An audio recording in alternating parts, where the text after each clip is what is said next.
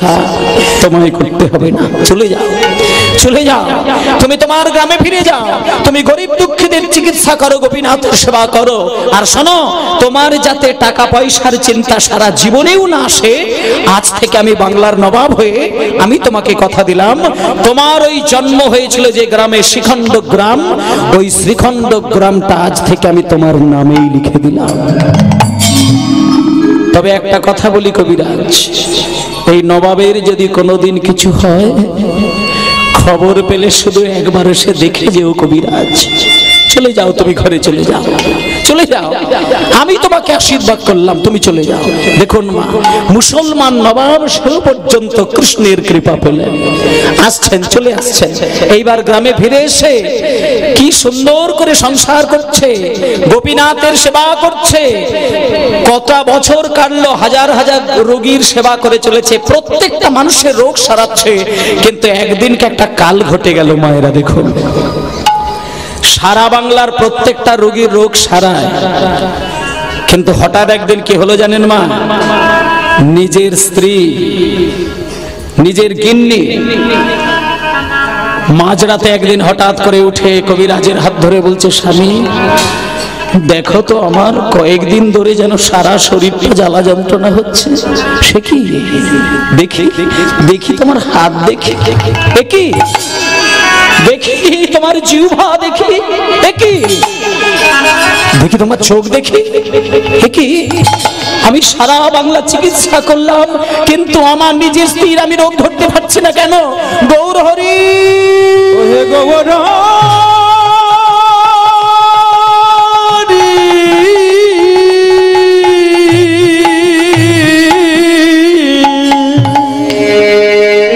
সবার রোগ ধরে ফেললো দূর থেকে, কিন্তু নিজের গিন্নির রোগটা হাত দেখলো, চোখ দেখলো, জিহ্বা দেখলো, রোগ ধরতে পারলেন না।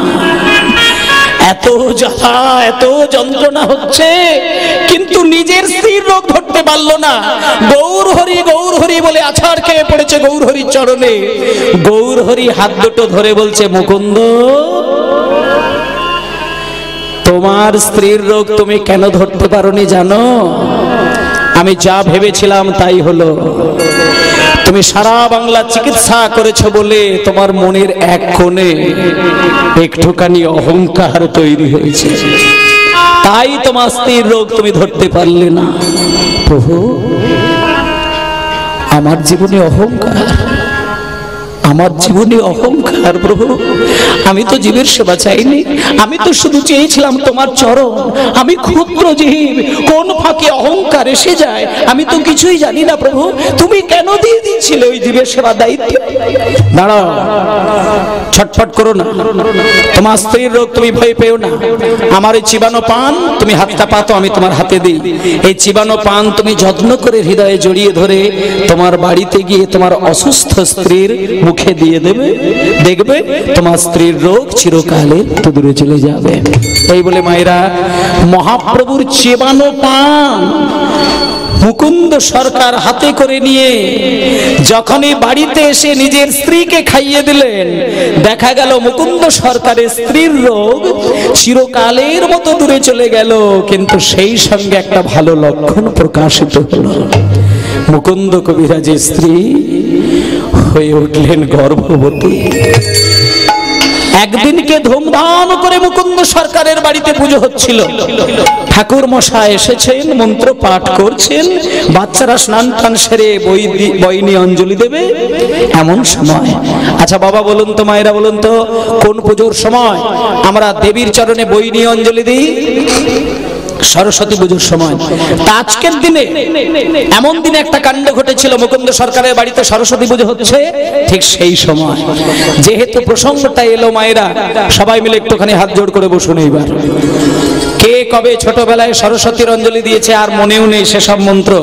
তা আজকে যখন সুযোগটা হয়েছে, সবাই মিলে একটু মা সরস্বতীর উদ্দেশ্যে অঞ্জলি দেব। সবাই একটু হাত জোড় করে বসুন, সবাই মিলে একটু মা সরস্বতীর অঞ্জলি দেওয়া হবে। বলুন সবাই, নমঃ।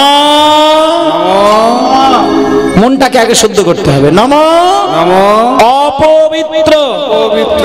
সবাই একটু জোরে জোরে বলবেন মায়েরা, এটা মা সরস্বতীর অঞ্জলি তো, যত জোরে বলবে মোহঘুমটা তত ভাঙবে। সবাই বলুন নমঃ অপবিত্র পবিত্র বা সর্বাবস্থায় গত বিভাগ যৎসরে পুণ্ডরীকাক্ষং সবাহ্য শুচি নমো শুচি নমো শুচি নমো শুচি। এইবার সবাই হাতে একটা করে ফুল নাও। সেই ঠাকুর মশাই মন্ত্র বলার সময় ফুল নেয় না, হাতে ফুল দেয় না সবাইকে, তা সবাই একটা করে ফুল না, ফুল নিয়ে হাত জোড় করে বসুন। ফুল নিয়েছেন সবাই? কই দেখি ফুলটা দেখি। বলি একটা কথা, ফুল কিন্তু দুই রকমের হয়। একটা হচ্ছে বনের ফুল, এই যে বনের, এগুলো বনে দেখা যায়, গাছে দেখা যায়, তাহলে এটা হচ্ছে বনের ফুল, আর একটি হচ্ছে মনের ফুল। ভগবানকে আমরা শুধু বন ফুল দিয়ে কাজ মিটিয়ে দিই, কিন্তু ভগবানকে মন ফুলটা দিতে পারি না। আজকে কিন্তু বন ফুল দেব না, আজকে সবাই মন কুসুম হাতের মুঠোয় নিয়ে সবাই মিলে, মায়েরা বাবারা সবাই মিলে বলুন, যে যার মন, যে যার হৃদয়, যে যার মনটাকে চিত্তটাকে হাতের মুঠোয় নিয়ে বলুন নমঃ ভদ্রকাল্যৈ নমঃ নিত্যায় সরস্বত্যৈ নমঃ বেদ বেদাঙ্গ বেদান্ত বিদ্যা স্থানেভ্যো এবচ এষ স্বভক্তি চন্দন চিত্ত পুষ্পাঞ্জলি শ্রী সরস্বত্যৈ নমো নমঃ। হরি হরি বল। সরস্বতী মাই কি সরস্বতী মাই কি সরস্বতী মাই কি।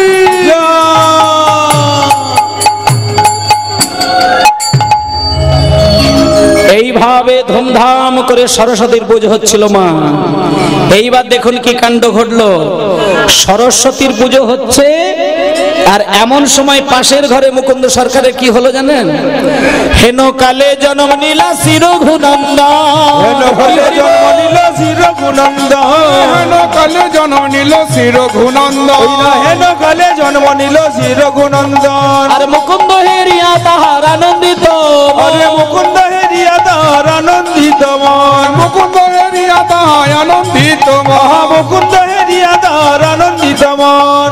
আনন্দ ধরে না, আনন্দ ধরে না, আর মুকুন্দ সরকারের মনে আনন্দ ধরে না। ওই মুকুন্দ সরকারের মনে আনন্দ ধরে না, মুকুন্দ সরকারের মনে আনন্দ ধরে, ওই মুকুন্দ সরকারের মনে আনন্দ ধরে না। ওই মুকুন্দ সরকারের রঘুনন্দনের জন্ম হলে, মুকুন্দ সরকারের মনে নন্দনের জন্ম হলে, মুকুন্দ সরকারের মনে নন্দনের জন্ম হলে, মুকুন্দ সরকারের রঘুনন্দনের জন্ম হলে, মুকুন্দ সরকারের মনে আনন্দ ধরে না, আনন্দ ধরে না, আনন্দ ধরে না। ওই যে মায়েরা চেবানো পানটা খেয়ে মুকুন্দ কবিরাজের স্ত্রী গর্ভবতী হয়েছিল না, কটা মাস পরেই একটা সন্তানের জন্ম দিলেন। বাবা আদর করে সেই ছেলেটির নাম রাখলেন রঘুনন্দন। এইবার পাশের কয়েকটা ছেলে, ছোট ছোট বাচ্চা ছেলে এসে বলছেন, কবিরাজ ঠাকুর, ও কবিরাজ ঠাকুর, আপনি এখানে সরস্বতী পুজো করছেন, আপনার বাড়িতে না পাশের ঘরে কি সুন্দর আপনার একটা ছেলে হয়েছে। আমার ছেলে? আমার ছেলে হয়েছে? ও ঠাকুর মশাই, আপনি সরস্বতী পুজোটা একটু বন্ধ করুন, আমি এক্ষুনি আসছি। এই বলে ব্রাহ্মণকে পুজোটা বন্ধ করিয়ে দিয়ে পাশের ঘরে গিয়ে সবে ছেলেটার জন্ম হয়েছে সেই সদ্যজাত ছেলেটাকে তুলে নিয়ে সরস্বতীর চরণের কাছে শুইয়ে দিলেন। সবে জন্ম হয়েছে ছেলেটা, অমনি সরস্বতীর শ্রীচরণে কইল নিবেদন, সরস্বতীর শ্রীচরণে কইল নিবেদন, সরস্বতীর শ্রীচরণে কইল নিবেদন, সরস্বতী শ্রীচরণে কইল নিবেদন। আশীর্বাদ করো মা, আশীর্বাদ করো মা, আশীর্বাদ করো মা, আশীর্বাদ করো ও মা। মা বাগদেবী বিনা পানি আশীর্বাদ করো মা, ও বাগদেবী বিনা পানি আশীর্বাদ করো মা, বাগদেবী বিনা পানি আশীর্বাদ করো যেন মা। ভাগবত পড়তে পারে আশীর্বাদ করো মা, যেন ভাগবতে পড়তে পারে আশীর্বাদ করো মা, যেন সংকীর্তন গাইতে পারে আশীর্বাদ করো মা, যেন সংকীর্তন গাইতে পারে আশীর্বাদ করো মা, সংকীর্তন গাইতে পারে আশীর্বাদ করো, যেন সংকীর্তন গাইতে পারে আশীর্বাদ করো মা, সংকীর্তন গাইতে পারে গৌর হরি হরি বলে, সংকীর্তন গাইতে পারে গৌর হরি হরি বলে সংকীর্তন গাইতে পারে গৌর হরি হরি বলে সংকীর্তন গাইতে পারে গৌর হরি হরি বলে সংকীর্তন গাইতে পারে আশীর্বাদ করো মা আশীর্বাদ করো মা আশীর্বাদ করো মা। আচ্ছা, এখানে যারা ঠাকুরমার দল আছে তাদেরকে একটা কথা বলি, সদ্যজাত ছেলেকে যদি ধুলোই গড়াগড়ি দেয় সে কাঁদবে না হাসবে? এমনি ছেলেরা জন্ম নিলে কাঁদে না হাসে? এখন কোন বাড়ির ছেলেরা জন্ম নিয়ে হাসে?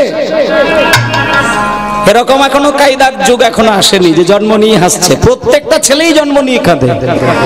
এমনকি যদি ছেলেটা জন্ম নিয়ে না কাঁদে, ডাক্তার বাবু এসে অন্তত তাকে চড়িয়ে দিয়ে হলেও কাঁদাবে। ছেলেকে কাঁদতে হবে।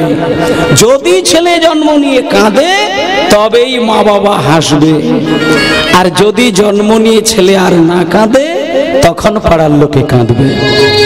এটা কিরম মজার ব্যাপার না? কান্না দেখলে কান্না পায়, হাসি দেখলে হাসি পায়, কিন্তু সন্তানের জন্মের সময় সন্তান যদি না কাঁদে তখন কিন্তু পাড়ার লোকে বা মা বাবা সবাই কাঁদতে লেগে যায়। ছেলে জন্মের সময় আর যদি না কাঁদে বলা হয় ছেলেটা অসুস্থ। এমনও হয়তো দেখা যায় ছেলে কাঁদলই না, ছেলেটা মৃত বলে প্রমাণ হয়ে গেল। তাহলে ছেলেটা যখন কাঁদে তখন পাড়ার লোকে এসে বলে দেখে যা দেখে যা দেখে যা, এই দেখে যা দেখে যা ছেলেটা কি সুন্দর কাঁদছে। তাহলে এখানে কিন্তু কান্নাটা সুন্দর হয়ে গেল। তাহলে মায়েরা এইখানটা দেখুন, ছেলে তো নরমালি জন্ম নিয়ে কাঁদে, তার উপরে যদি সন্তানটিকে আবার সরস্বতীর পায়ে গড়িয়ে দেয় সে তো আরো কান্না বেড়ে যাবে। আর যখনই ছেলের কান্নাটা আরো বেড়ে গেল তখন মুকুন্দ সরকার করলো কি দেখুন মা, ছেলেটাকে আবার পুনরায় কোলে তুলে নিয়ে দুই কানে শোনাইল মধুর হরিনাম, দুই হরিনাম শোনাইল মধুর হরিনাম, দুই কানে শোনাইল মধুর হরিনাম, দুই কানে শোনাইল মধুর হরিনাম, হরিনাম শোনালো, হরিনাম শোনালো, এই হরিনাম শোনালো, হরিনামে শোনালো, মায়ের কথা শোনার আগে হরিনাম শোনালো, কথা শোনার আগে হরিনামে শোনালো, মায়ের কথা শোনার আগে হরিনাম শোনালো, সংসারের কথা শোনার আগে হরিনাম শোনালো, সংসারের কথা শোনার আগে হরিনামে শোনালো। এইগুলো কিন্তু আমাদের দিনে মা বাবাদের ভুল। ছেলে মানুষ হলেই আমরা আনন্দ করি আর ছেলে অমানুষ হলে কাঁদি। কিন্তু প্রত্যেকটি মা বাবার একটা দায়িত্ব থাকবে ছেলেকে ভক্ত তৈরি করার। একটা কথা বলি মা, যদি কোনো গর্ভে, কোনো মায়ের গর্ভে একটা ছেলে জন্ম নেয়, সে যদি জন্ম থেকে কৃষ্ণ ভক্ত হয় তাহলে জানবেন শুধু আপনার গর্ভটাই শুদ্ধ বা আপনার জীবনটাই শুদ্ধ তা নয়। একটা মায়ের কোলে যদি কৃষ্ণ ভক্ত ছেলে জন্ম নেয় তাহলে শুধু আপনি নয়, আপনার ওই বংশে বিগত 14 পুরুষ যদি পাপের পাহাড় পর্যন্ত বসিয়ে রেখে দিয়ে যায়, বংশের একজন কৃষ্ণ ভক্ত সন্তানের জোরে বিগত 14 পুরুষের পাপের পাহাড় ধুয়ে মুছে পরিষ্কার হয়ে সকলের চিত্ত গোবিন্দ চরণে নিবেদিত হয়ে যায়। হরি বল হরি বল হরি বল হরি বল হরি বল।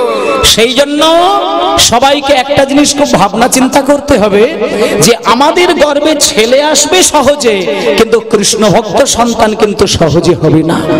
তাই সবসময় ভগবানকে জানাতে হবে, হে ঠাকুর তুমি আমার গর্ভে যাকে পাঠাবে সে যেন সারা জীবন তোমার সেবা দিয়ে যেতে পারে। এই কামনা বাসনা কটা মানুষ করে মায়েরা?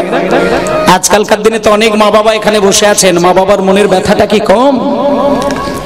কত মা বসে আছে এখানে, সকলেরই ছেলে মেয়ে রয়েছে, কিন্তু মা বাবার বুকের ভেতরে যে কত ব্যথা সেটা বাইরের মানুষকে কোনো মা বাবা বোঝাতে পারে না। আমি প্র্যাকটিক্যালি কতগুলো কথা আমি হরিবাসরে এইগুলো আমি তুলে ধরি একটু। মানে বর্তমান যুগের ছেলে মেয়েদেরকে উচ্চ শিক্ষিত তৈরি করে দিয়ে বড় বড় চাকরি পাইয়ে দেওয়া হয়। ছেলে একজন চাকরি পেয়ে গেল, বড় সার্টিফিকেট বানিয়ে ফেললো, টাকার মেশিন তৈরি হলো, কিন্তু কটা বাড়ির উচ্চ শিক্ষিত ভদ্র অফিসার আছে দেখুন তো যারা মা বাবাকে ভক্তি ভরে প্রণাম করেন? কটা ছেলেকে দেখবেন? আপনাদেরকে একটা প্র্যাকটিক্যাল সত্য ঘটনা বলি, মায়েরা শুনে যান। আমি নিজে চোখে স্বয়ং দেখে এসেছিলাম সেই জায়গায়। খুব বেশি দূরের ঘটনা নয়, হাওড়া স্টেশনে চলে যাবে। হাওড়া স্টেশন থেকে 2-3টে স্টেশন আগে সাঁতরাগাছি বলে একটা স্টেশন আছে। সেই সাঁতরাগাছি স্টেশনের সামনে একটা বৃদ্ধাশ্রম আছে। আমি জীবনে অনেকগুলো বৃদ্ধাশ্রমে কীর্তন গেয়ে এসেছি, অনেক ব্যথা আমার ভেতরে দেখা রয়েছে। আমি খুব পাগল হয়ে এগুলো শুধু ভাবি যে কাদের জন্য কীর্তন, কাদের জন্য মা বাবার এত শুভ চিন্তা। শুধু চিন্তা করলে আপনারা ভাবতে পারবেন না, এখনো পর্যন্ত যদি গিয়ে দেখেন আপনি বুক ফাটিয়ে কান্না কাঁদবেন। আমি সেখানে গিয়ে দেখলাম শত শত মা বসে বসে নয়নধারায় ভাসছে। তাদের মধ্যে একজন মাকে দেখে খুব আমি পাগল হয়ে গেছিলাম, অবাক হয়ে গেছিলাম সে মাকে দেখে। তার মায়ের বয়স হচ্ছে 86 বছর।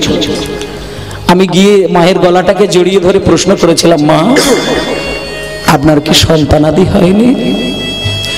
সন্তান বলার সঙ্গে সঙ্গে মায়ের বুক ফাটা চিৎকার করে কান্না।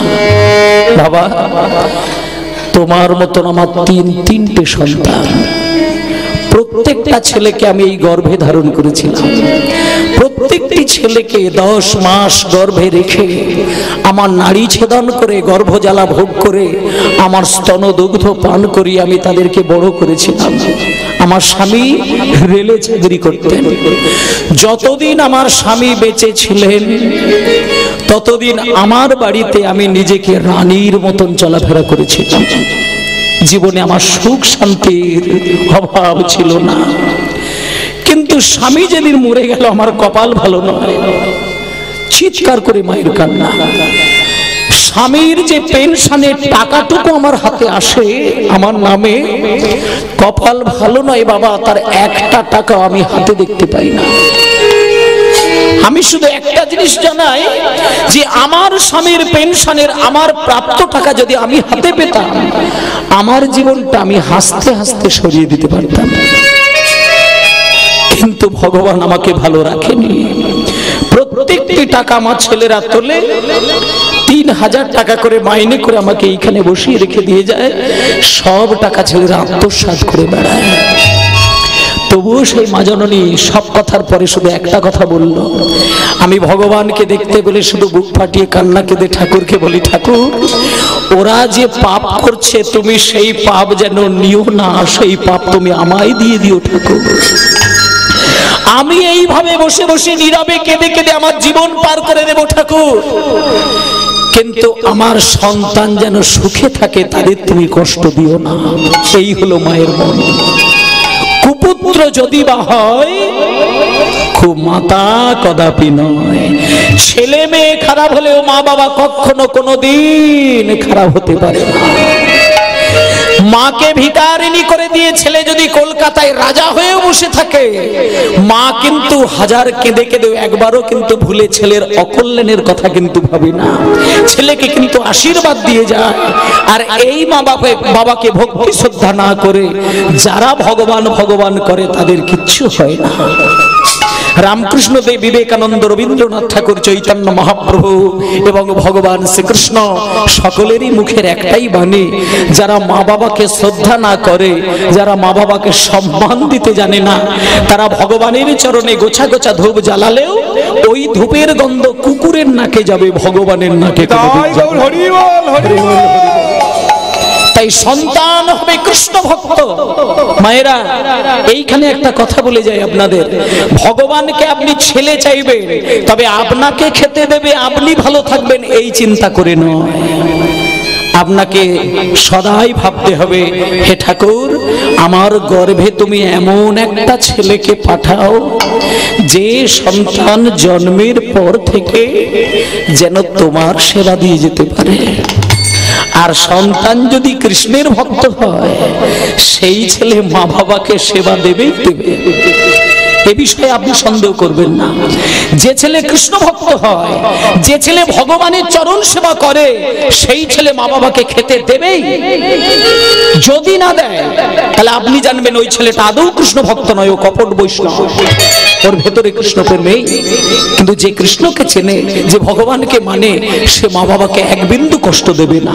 এটা প্রতিজ্ঞা, এটা শাস্ত্রের বিধান।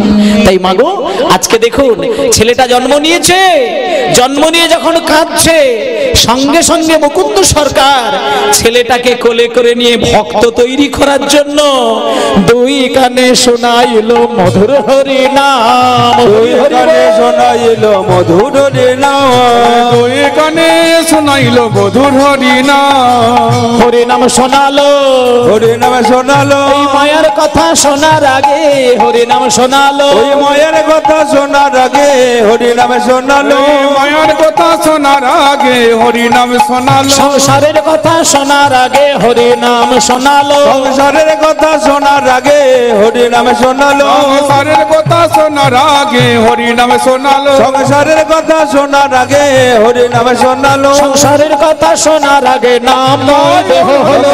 কথা শোনার আগে ময় দেব হলো, সংসারের কথা শোনার আগে ময় দেব হলো, সংসারের শোনার আগে ময় দেব হলো। সংসারের কথা শোনার আগে দুই কানে শোনাইলেন মধুর হরি নাম। দুই কানে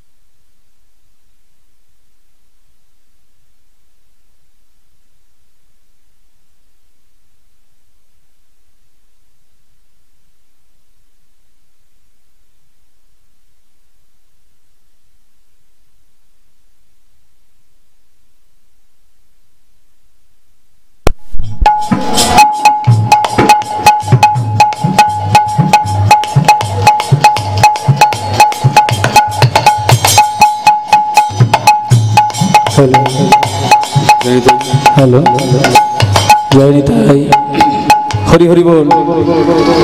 নিতাই গৌর প্রেমানন্দ হরি বল, হরি বল, হরি বল, হরি বল। দুই কানে শোনাইল মধুর হরি নাম, তোর দুই কানে শোনাইল মধুর নাম, হরি নাম শোনালো। হরি নামে শোনালো, মায়ের কথা শোনার আগে হরি নাম শোনালো। ওই মায়ের কথা শোনার আগে হরি নামে শোনালো, তাদের কথা শোনার আগে হরি নাম শোনালো। সংসারের কথা শোনার আগে হরি নামে শোনালো, সংসারের কথা শোনার আগে নামময় দেহ হলো। কথা শোনার আগে ময় দেব হলো, সংসারের কথা শোনার আগে ময় দেব হলো, সংসারের কথা শোনার আগে ময় দেব হলো। সংসারের কথা শোনার আগে হরি নামে শোনালো, হরি নামে শোনালো, দুই কানে শোনাইলেন মধুর হরি নাম। দুই কানে শোনাইলেন মধুর নাম। হরি বল, হরি বল। মায়েরা, দেখতে দেখতে ছেলেটা বেশ বড়ই হয়ে যাচ্ছে। 5 বছরের বয়স হয়ে গেল রঘুনন্দন। পিতার নাম হচ্ছে মুকুন্দ সরকার আর মায়ের নাম হচ্ছে অনুক্তা দেবী। নামগুলো একটু মাথায় রাখার চেষ্টা করবেন মা। তাহলে রঘুনন্দনের বাবার নাম কি? মুকুন্দ সরকার। এবার এই রঘুনন্দনের জন্ম কোথায়, কোথায় গেলে রঘুনন্দনের ইতিহাসের ঘটনাটা দেখতে পাবেন, আমি ঠিকানাটা দেব। আর যখন যাবেন ওই অগ্রহায়ণ মাসের প্রথম একাদশীর দিন ওইখানে চলে যাবেন, দেখবেন লক্ষ লক্ষ মানুষ সেবা পাচ্ছে সেইখানে। খাওয়া থাকার কোনো অসুবিধে নেই, আপনি সেখানে খাবার পেয়ে যাবেন, থাকার জায়গা পেয়ে যাবেন, কীর্তন শুনবেন। আর সেই আসল যে জিনিসটা দর্শন করা সেটা শেষের দিকে বলবো, সেটা দেখে আসবেন, তারপরে নিজেকে ধন্য বলে প্রমাণ করবেন, বাড়ি চলে আসবেন। আজকে মন দিয়ে শুনে যান। রঘুনন্দনের 5 বছর সবে বয়স। মুকুন্দ সরকারের একটা নিয়ম নিয়ম ছিল, মায়েরা শোনো, মুকুন্দ সরকারের তো টাকা পয়সার অভাব নেই, সারা গ্রামটাই তো তার নামে, সেজন্য পয়সা কড়ির খুব একটা অভাব নেই। সে প্রত্যেক দিনের একটা নিয়ম করে নিয়েছিলেন, ভোর 3টের সময় তিনি ঘুম থেকে ওঠেন, 1 ঘন্টা গোপীনাথের কাছে ভাগবত পাঠ করেন, তারপরে ভগবানকে মানে ঠাকুরকে জাগিয়ে দেয়, তারপর সকাল থেকে সারাদিন গরিব দুঃখীদের চিকিৎসায় বেরিয়ে যায়। এবার মায়েরা কি কাণ্ড ঘটলো দেখুন, ভোর 3টের সময় উঠে ভাগবত পাঠ করে, কোনোদিন কোনো শ্রোতা হয়নি, কিন্তু আজকে দেখছে একজন শ্রোতা মুকুন্দ সরকারের পিছনে বসে বসে শুনছেন। তিনি কে? এই দেখুন, মন দিয়ে শুনুন, এতদিন পাঠ করছে কেউ আসেনি, কিন্তু আজকে একজন এসে বসে রয়েছেন। তিনি কে? ভালো করে খেয়াল করে দেখুন মা।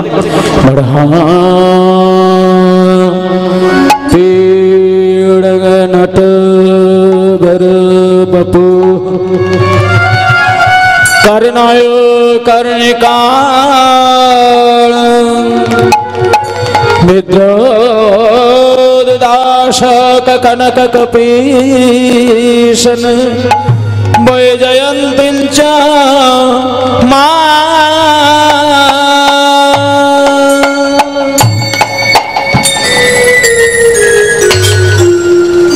পিছনে একজন বসে রয়েছে, তার বয়স 5 বছর। সে কে বলুন তো মা? ওই রঘুনন্দন, মুকুন্দেরই নিজের ছেলে। ভোর 3টের সময় উঠে চুপটি করে বসে আছেন। এবার হঠাৎ করে মুকুন্দ সরকার, কি রে রঘু, আরে তুই ভোরবেলা এখানে কেন? যা আসবি, সকালবেলা আসবি। বাবা, আমি তোমার মুখে ভাগবত শুনবো। সে কি রে? আরে বাচ্চা বয়সে ভাগবত শুনছে, যা ভোরের বেলা তোকে আসতে হবে না, সকালে আসবি, চল যা, শুয়ে পড়, ঘুমিয়ে পড়। না বাবা, আমি তোমার মুখে ভাগবত শুনবো। তুই ভাগবত শুনবি? হ্যাঁ, আমি ভাগবত শুনবো। আমার কাছে কোলে আয়, কোলে আয়। এই বলে 5 বছরের ছেলে রঘুনন্দনকে বসিয়ে নিয়ে বাবা কি সুন্দর ভাগবত পাঠ করছেন দেখুন। এইবার রান্ধ্যানে বেদরের ধরে সুধয়া পুরায়ণ গোপ বৃন্দায় বৃন্দায় স্বপদরমণ প্রবেশদ বেকীর্তি।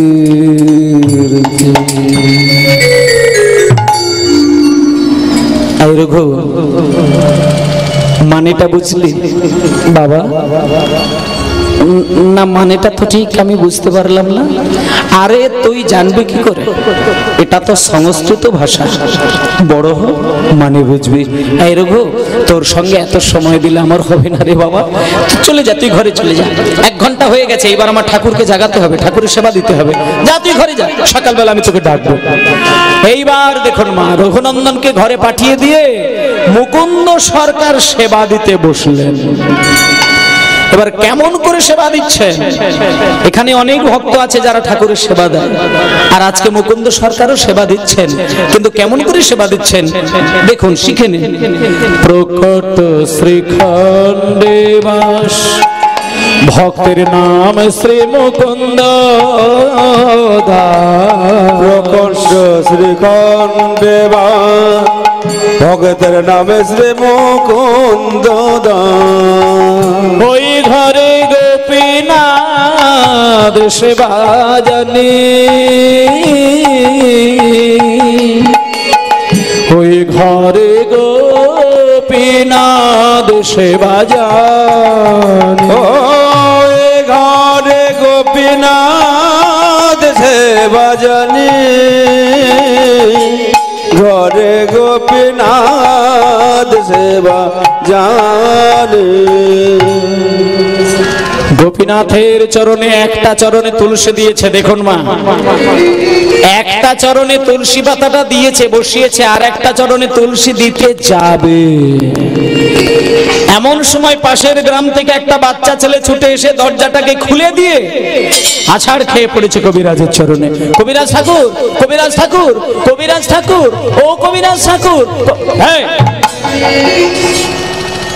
দরজা খুলে দিয়ে আমার পায়ে জড়িয়ে ধরলি। আরে ঠাকুরের সামনে কারোর পা ধরতে নেই, ছেড়ে দে। কি হয়েছে তো? ও নো নো, কি হয়েছে তো? কবিরাজ ঠাকুর, আপনি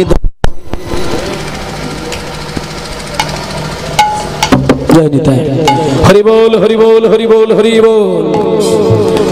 বাচ্চা ছেলেটা বলছে, কবিরাজ ঠাকুর আপনি দয়া করে একবার চলুন না আমাদের বাড়িতে, আমার বাবাকে বাঁচাতে পারা যাবে না, চলুন না আপনি চলুন না। আরে বলছি তো যাব, কিন্তু ওই দেখতে পাচ্ছিস না গোপীনাথ দাঁড়িয়ে রয়েছে, আমি যদি গোপীনাথের সেবাটা দিয়ে না যায় তাহলে তোর বাবার চিকিৎসা করবো কি করে? বাচ্চা ছেলেটা বলছে, হায় হায় কবিরাজ ঠাকুর, আপনি যদি আপনার গোপীনাথের সেবা শেষ করে যান আমার বাবাকে আমি ধরে রাখতে পারবো না। আসলে আমার কোনো পয়সা করি নেই, আমার যদি টাকা পয়সা থাকতো তাহলে আমি অন্য কবিরাজের কাছে যেতাম। আপনি দয়া করে একবারটি চলুন না কবিরাজ ঠাকুর। কবিরাজ ঠাকুর কি বিপদে পড়লেন দেখুন মা। একদিকে কৃষ্ণ সেবা করতে বসেছে, ওদিকে জীবের সেবার ডাক পড়েছে। এবার কোনটা আগে করবে? এদিক করতে গেলে ওদিক হবে না, ওদিক সারতে গেলে এদিক হবে না। এইবার চিন্তা করলেন, হে গৌরহরি, তুমি আমাকে বলেছিলে কৃষ্ণ সেবা করবি, জীবের সেবাও করবি, কিন্তু কৃষ্ণ সেবা করতে বসেছি, জীবের সেবার দায়িত্ব এসেছে।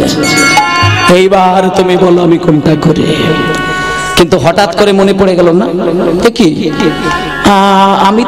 আমি তো শুনেছিলাম নাকি আগে ভক্ত সেবা, ভক্ত যদি যন্ত্রণায় ছটফট করে, আমি শুনেছি ভগবানও নাকি স্থির থাকতে পারে না। কিন্তু আমি যদি গোপীনাথের পুজোটা শেষ না করে যাই তাহলে তো আমার মস্তিষ্ক ঠিক থাকবে না। এবার আমি কোনটা কি করে করি? একটা ব্রাহ্মণও রেখে যাই না যে যখন তখন ব্রাহ্মণকে দায়িত্বটা দিয়ে আমি চলে যাই জীবের সেবা। হঠাৎ করে মনে পড়ে গেল, আচ্ছা আমার রঘু তো দিন দিন বড় হচ্ছে, আজকের মতো দায়িত্বটা দেখি রঘুকে দিয়ে দেখি। সে তো 5 বছরের ছেলে, সে তো দেখছে আমি কেমন করে সেবা দিই। আজকে রঘুকে একটু বুঝিয়ে পড়িয়ে বলে দিয়ে চলে যায়, তাহলে আমার দুকুল বোঝাই থাকবে, গোপীনাথের সেবাও হবে আর ওদিকে কবিরাজ চিকিৎসাও হবে। এই রঘু, রঘু, এই রঘু, গেলা কোন কার্যান্তরে ওই গোপীনাথের সেবার তরে, গেলা কোন কার্যান্তরে গোপীনাথের সেবার দ্বারে, ওই শ্রী রঘুনন্দনে ডাকিয়ানি, ওই যে রঘুনন্দনে ডাকিয়ানি, শ্রী রঘুনন্দনে ডাকিয়ানি, শ্রী রঘুনন্দনে ডাকিয়ানি।